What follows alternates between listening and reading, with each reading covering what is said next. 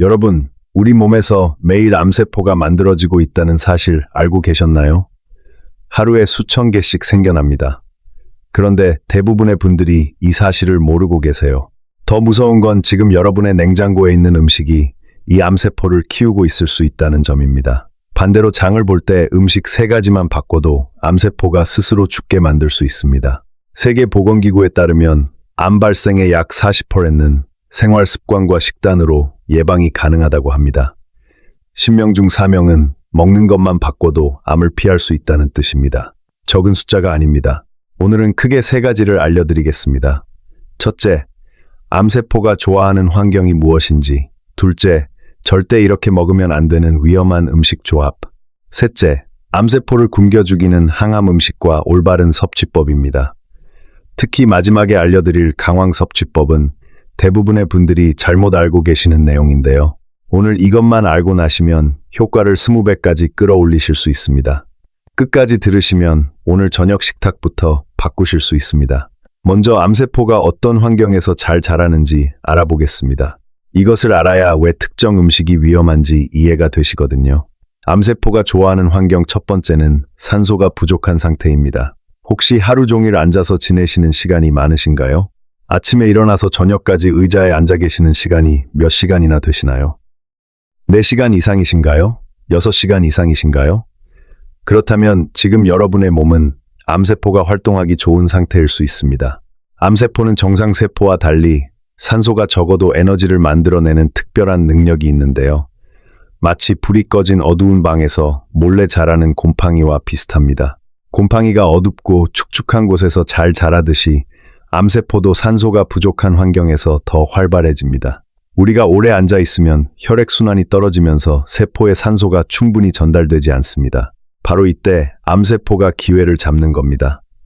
암세포가 좋아하는 환경 두 번째는 만성염증입니다. 염증이라고 하면 상처가 빨갛게 붓는 것만 떠올리시죠? 하지만 만성염증은 눈에 보이지 않습니다. 몸 안에서 조용히 타오르는 불씨 같은 겁니다. 연탄불이 꺼진 것처럼 보여도 안에서는 아직 불이 남아있는 것과 비슷합니다. 이 만성염증이 왜 위험하냐면 암세포 주변 환경을 바꿔버리기 때문인데요. 면역세포가 암세포를 잡아먹어야 하는데 염증이 심하면 면역세포가 제 역할을 못하게 됩니다. 마치 소방관이 불을 끌어갔는데 연기가 너무 자욱해서 앞이 안 보이는 상황과 같습니다.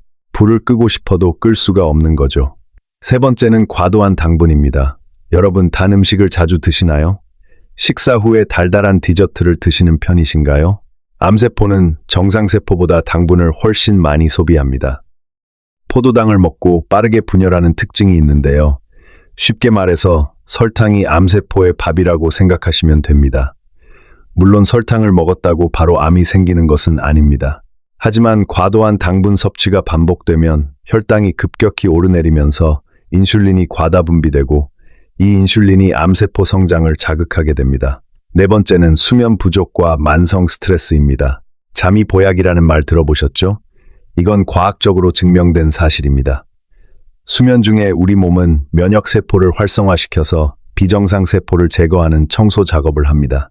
마치 밤에 도로를 청소하는 환경미화원과 같은데요. 잠을 못 자면 이 청소 작업이 제대로 이루어지지 않습니다. 도로에 쓰레기가 계속 쌓이듯이 몸에도 비정상 세포가 쌓이게 되는 거죠. 연구에 따르면 하루 6시간 미만으로 주무시는 분은 7시간 이상 주무시는 분에 비해 면역력이 현저히 떨어진다고 합니다.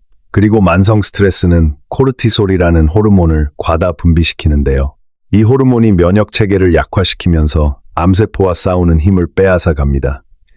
혹시 이 4가지 중 하나라도 해당되시나요? 오래 앉아 계시거나 단 음식을 자주 드시거나 잠을 충분히 못 주무시는 분이라면 지금 여러분의 몸은 암세포가 자라기 좋은 환경일 수 있습니다. 하지만 너무 걱정하지 마세요. 다행히 이 환경은 우리가 직접 바꿀 수 있습니다. 지금부터 그 방법을 알려드리겠습니다. 자, 이제 암세포를 키우는 위험한 음식 조합을 알아보겠습니다. 첫 번째는 과도한 당분과 정제 탄수화물입니다. 세계보건기구에서는 하루당 섭취량을 25g 미만으로 권고하고 있는데요. 25g이 얼마나 되는지 감이 안 오시죠? 탄산음료 한 캔에 들어있는 당분이 약 35g입니다. 캔 하나만 마셔도 하루 권장량을 이미 넘기는 겁니다. 요거트 하나에도 당분이 15g 이상 들어있는 것들이 많습니다. 우리가 건강에 좋다고 생각하며 먹는 음식에도 당분이 숨어 있는 거죠. 이렇게 당분을 과하게 섭취하면 어떤 일이 벌어질까요? 혈당이 급격히 올라가면서 인슐린이 대량으로 분비됩니다. 이 인슐린이 암세포의 분열을 촉진시키는 역할을 합니다. 미국 암연구소 발표에 따르면 매년 약 8만 명이 비만과 관련된 암 진단을 받고 있고요. 당분이 든 음료를 하루 2잔 이상 마시는 사람에게서 대장암과 신장암 발생률이 유의미하게 높은 것으로 확인되었습니다. 그리고 과도한 당분은 체내에서 지방으로 바뀌어 저장되면서 비만으로 이어지는데요. 비만 자체가 또 암 위험을 높이는 요인이 됩니다. 그렇다면 어떻게 하면 될까요? 어렵지 않습니다. 탄산음료나 가당음료 대신 보리차나 물을 드시면 됩니다. 과자나 흰빵 대신 견과류나 통곡물빵을 드시는 것도 좋은 방법이고요. 달달한 게 당기실 때는 과일을 소량 드시면 됩니다. 이것만 바꿔도 혈당 변동이 훨씬 줄어들게 됩니다. 비용이 더 드는 것도 아닙니다. 위험한 음식 조합 두 번째는 고온에서 조리한 붉은 고기와 가공육입니다. 소고기, 돼지고기 자체가 나쁜 건 절대 아닙니다. 철분과 단백질이 풍부한 좋은 음식이죠. 문제는 조리 방법에 있는데요. 150도 이상의 고온에서 고기를 구우면 헤테로사이클릭 아민이라는 발암 물질이 생성됩니다. 이름이 어렵죠? 쉽게 말해서 고기 표면이 새까맣게 탄 부분에 암을 일으키는 물질이 집중돼 있다고 생각하시면 됩니다. 숯불에서 직화로 구울 때 고기 표면에 까만 줄무늬가 생기잖아요. 바로 그 부분입니다. 그리고 햄이나 소시지 같은 가공육에는 질산염과 아질산염이라는 방부제가 들어있는데요. 이 성분이 우리 몸에 들어가면 니트로사민이라는 발암 물질로 바뀝니다. 세계보건기구에서는 2015년에 가공육을 1군 발암 물질로 분류했습니다. 1군이 무슨 뜻이냐면 담배와 같은 등급이라는 뜻입니다. 가공육을 매일 50g만 먹어도 대장암 위험이 올라갑니다.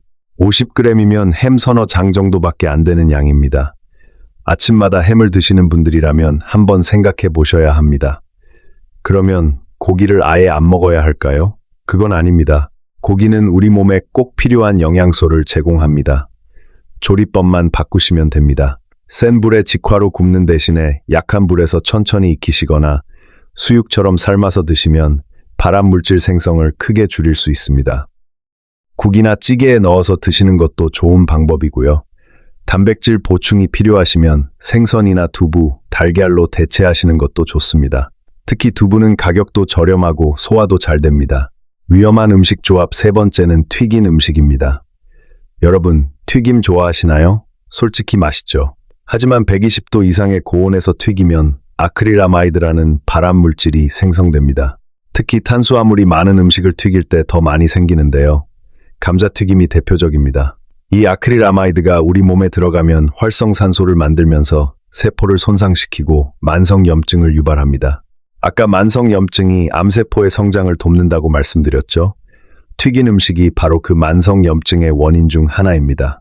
2017년에 발표된 연구에서도 튀긴 음식을 자주 먹는 사람의 암 발생 위험이 높다는 결과가 나왔습니다. 자, 지금까지 암세포를 키우는 3가지 위험한 음식 조합을 말씀드렸습니다. 정리하면 첫째 과도한 당분과 정제 탄수화물, 둘째 고온에서 구운 붉은 고기와 가공육, 셋째 튀긴 음식입니다. 혹시 이 중에 자주 드시는 것이 있으셨나요? 있으셨더라도 괜찮습니다. 지금 아셨으니까 오늘부터 조금씩 바꿔나가시면 됩니다. 한꺼번에 다 바꾸실 필요 없습니다. 하나씩 천천히 줄여가시면 됩니다. 자, 이제부터가 오늘의 핵심인데요. 암세포를 억제하는 항암 음식들을 알려드리겠습니다. 이 음식들은 특별하거나 비싼 게 아닙니다. 시장이나 마트에서 쉽게 구할 수 있는 것들입니다. 돈도 거의 안 듭니다. 구독 버튼을 꼭 눌러주세요. 더 많은 건강 정보를 정기적으로 보내드리겠습니다. 항암 음식 첫 번째는 바로 마늘입니다. 우리 식탁에서 빠질 수 없는 마늘. 냄새만 빼면 모든 게 좋다는 말이 있을 정도인데요. 마늘 속에는 알리신이라는 성분이 들어있습니다. 이 알리신이 왜 대단하냐면 암세포가 스스로 사멸하도록 유도하는 작용을 하기 때문입니다. 쉽게 말해서 암세포에게 자폭 명령을 내리는 겁니다. 정상세포는 건드리지 않으면서 암세포만 골라서 죽게 만듭니다. 미국 국립암연구소 발표에 따르면 마늘을 꾸준히 먹은 사람은 그렇지 않은 사람에 비해 전립선암 발병률이 최대 70%까지 낮았습니다. 10명 중 7명이 전립선암을 피할 수 있었다는 뜻입니다. 하루에 마늘 반쪽씩 꾸준히 드신 분들은 위암 위험이 50%, 대장암 위험이 30%까지 감소한 것으로 나타났습니다. 마늘 반쪽이면 정말 적은 양이잖아요. 이 적은 양으로 이렇게 큰 효과가 있다는 게 놀랍지 않습니까? 미국 국립암연구소에서는 식물성 식품 중에서 항암 효과가 가장 좋은 식품 1위로 마늘을 꼽기도 했습니다. 그런데 여기서 정말 중요한 게 있습니다. 마늘을 어떻게 먹느냐에 따라 효과가 완전히 달라진다는 점입니다. 혹시 마늘을 통째로 삼키시는 분 계신가요? 그러시면 항암 성분이 제대로 만들어지지 않습니다. 왜 그런지 설명드리겠습니다. 마늘 속에는 알리신이 만들어지기 전 단계 물질과 이것을 알리신으로 바꿔주는 효소가 서로 다른 칸에 분리돼서 저장되어 있습니다. 마치 같은 건물에 살지만 서로 다른 방에 있는 것과 같은데요. 마늘을 칼로 자르거나 다지면 세포벽이 깨지면서 이 두 성분이 비로소 만나게 되고 그때 알리신이 생성됩니다. 그래서 마늘을 다진 후에 최소 5분 이상 기다렸다가 요리에 사용하시면 알리신 함량이 대폭 증가합니다. 5분이면 충분합니다. 마늘을 다져놓고 다른 재료를 준비하시면 딱 맞습니다.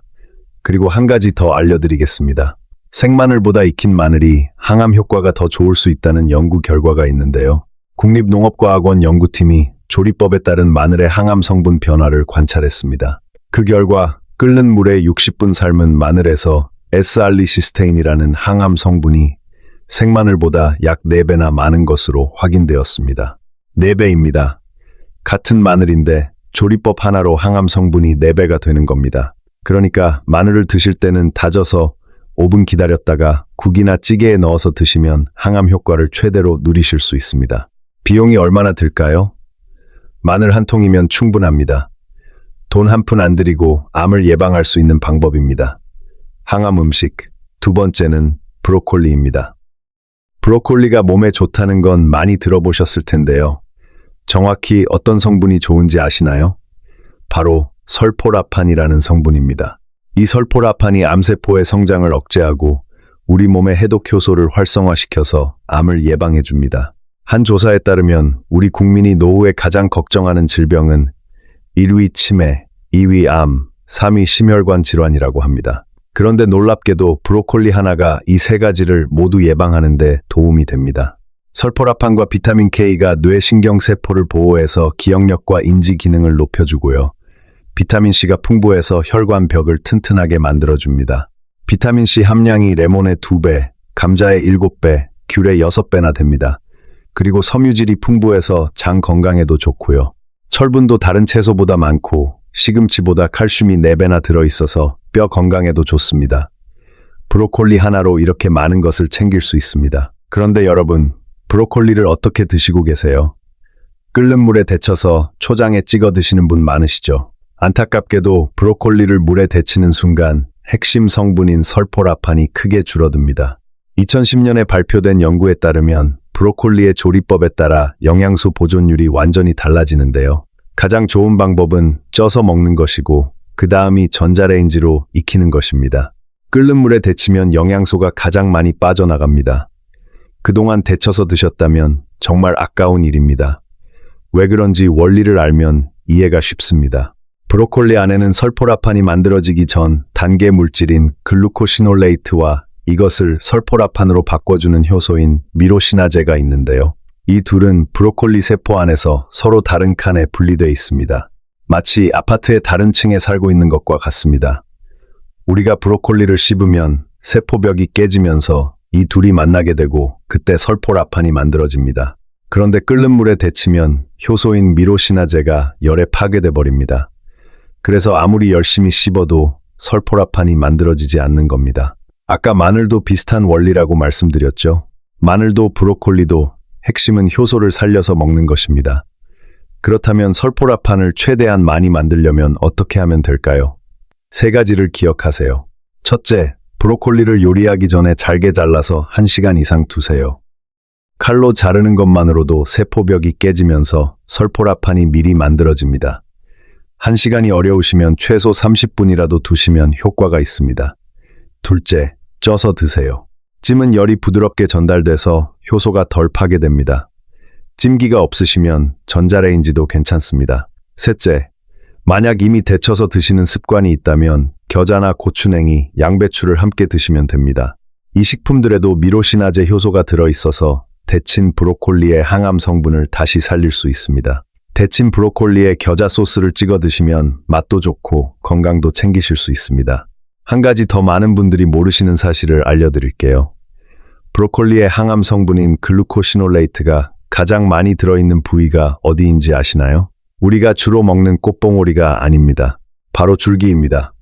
줄기에 가장 많고 그 다음이 잎, 마지막이 꽃봉오리 순서입니다. 그런데 대부분 줄기를 그냥 버리시잖아요. 정말 아까운 일입니다. 오늘부터 줄기를 버리지 마시고 칼로 얇게 썰어서 함께 쪄서 드시면 영양소를 훨씬 더 많이 섭취하실 수 있습니다. 줄기가 딱딱하다고요? 얇게 썰면 부드럽게 익습니다. 세척법도 간단히 알려드리겠습니다. 꽃봉오리가 촘촘하기 때문에 먼지나 작은 벌레가 숨어 있을 수 있는데요. 먼저 꽃봉오리를 뒤집어서 흐르는 물에 전체를 헹궈주세요. 그리고 소금이나 밀가루를 푼 물에 뒤집어서 15분간 담가두시면 됩니다. 브로콜리가 물에 뜨기 때문에 컵으로 눌러서 잠기게 해주시면 됩니다. 마지막으로 찬물로 헹궈주시면 깨끗하게 드실 수 있습니다.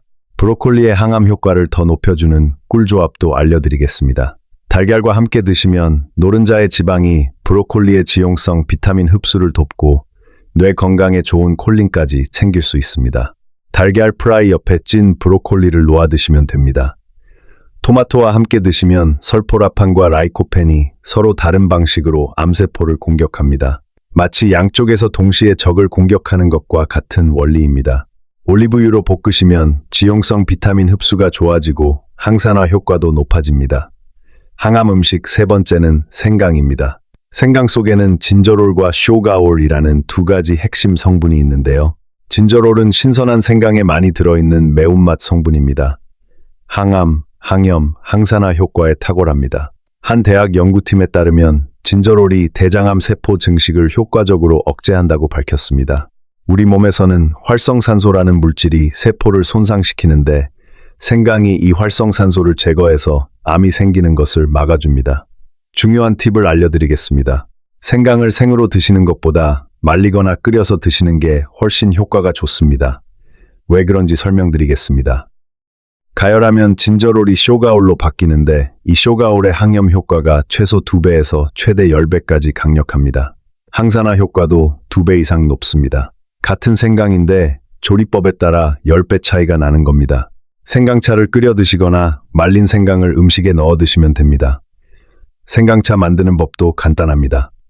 생강을 얇게 썰어서 물에 넣고 10분 정도 끓여주시면 됩니다. 꿀을 조금 넣으시면 맛도 좋아지고요.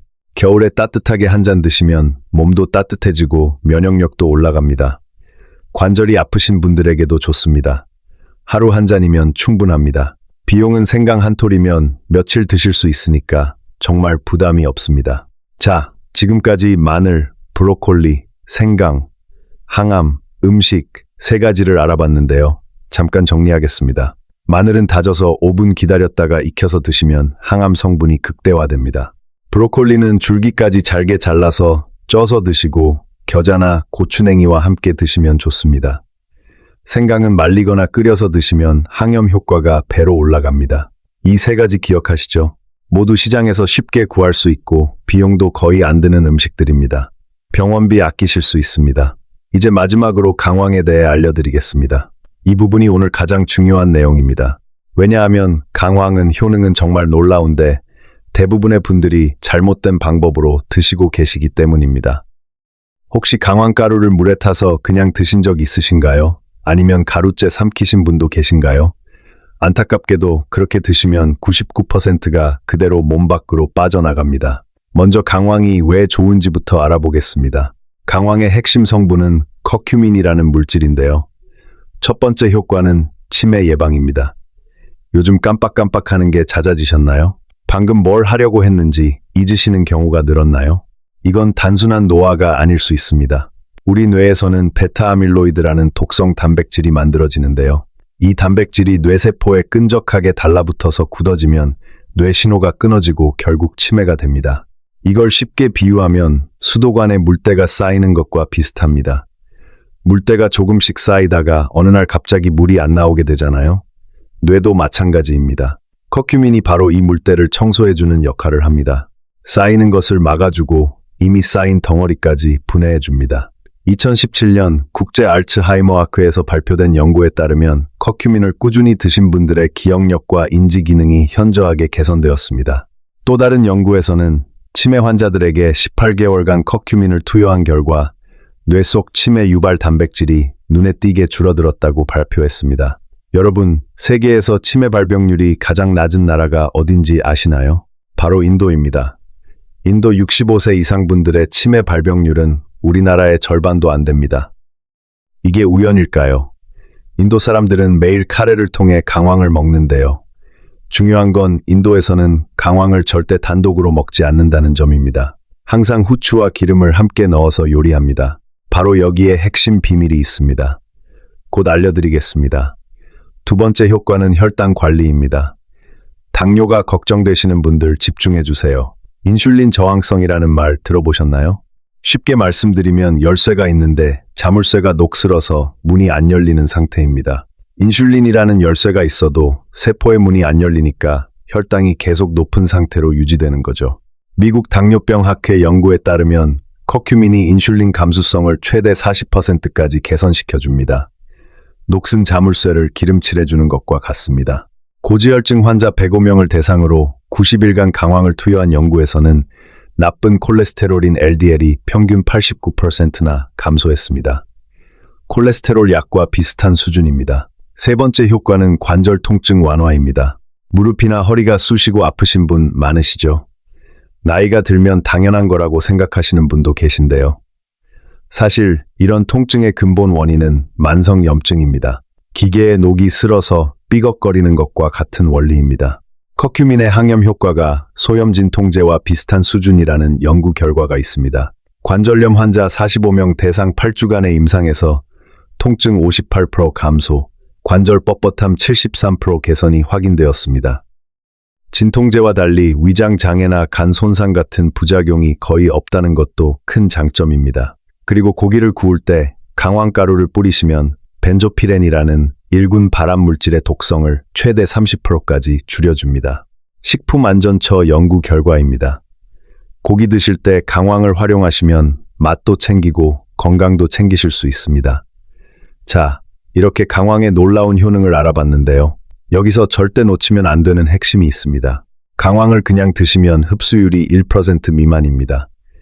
이게 어느 정도냐면 강황가루 한 스푼을 드셔도 실제로 몸에 흡수되는 건 쌀 한 톨 정도밖에 안 된다는 뜻입니다. 나머지 99%는 그대로 빠져나갑니다.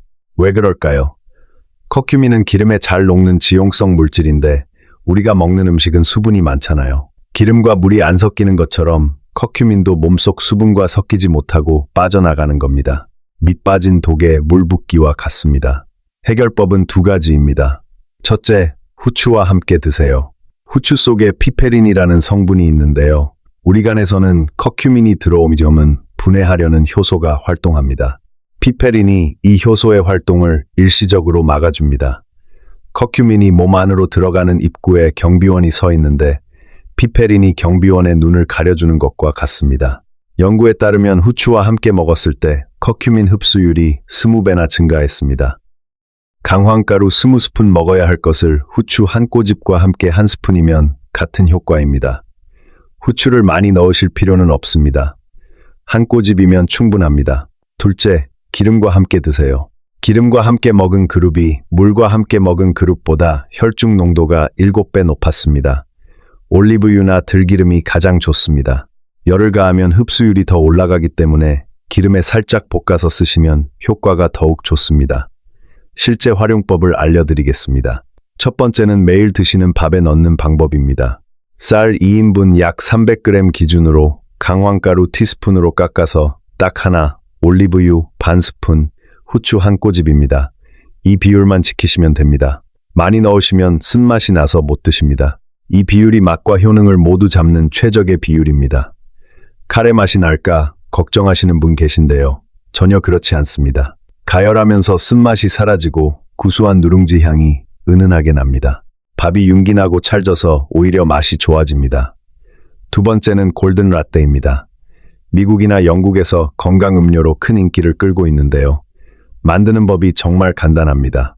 우유 한 컵에 강황가루 한 티스푼, 계피가루 반 티스푼, 꿀 한 스푼, 후추 살짝 넣고 따뜻하게 데워서 잘 저어주시면 됩니다. 덩어리가 없게 잘 풀어주시는 게 중요합니다. 잠자리에 드시기 전 한 잔 드시면 숙면에도 도움이 되고 소화 개선에도 좋습니다. 계피에도 항산화 성분이 들어있어서 강황과 함께 시너지 효과를 내줍니다. 재료비는 정말 얼마 안 됩니다. 세 번째로 고기를 구워 드실 때 강황을 활용하는 방법이 있습니다. 고기 양념에 강황가루 반 스푼과 후추를 살짝 넣어서 재워두셨다가 구우시면 됩니다. 아까 말씀드린 대로 벤조피렌의 독성도 줄어들고 고기 특유의 잡내도 사라집니다. 색감도 예쁘게 나와서 일석이조입니다. 그리고 강황을 드실 때 적정량을 지키시는 게 중요합니다.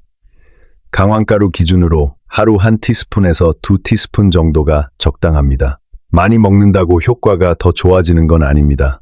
적당한 양을 꾸준히 드시는 게 훨씬 중요합니다. 일주일에 한 번 많이 드시는 것보다 매일 조금씩 드시는 게 효과적입니다. 마지막으로 정말 중요한 주의사항 3가지를 말씀드리겠습니다. 아무리 좋은 음식이라도 모든 분에게 다 좋은 건 아닙니다.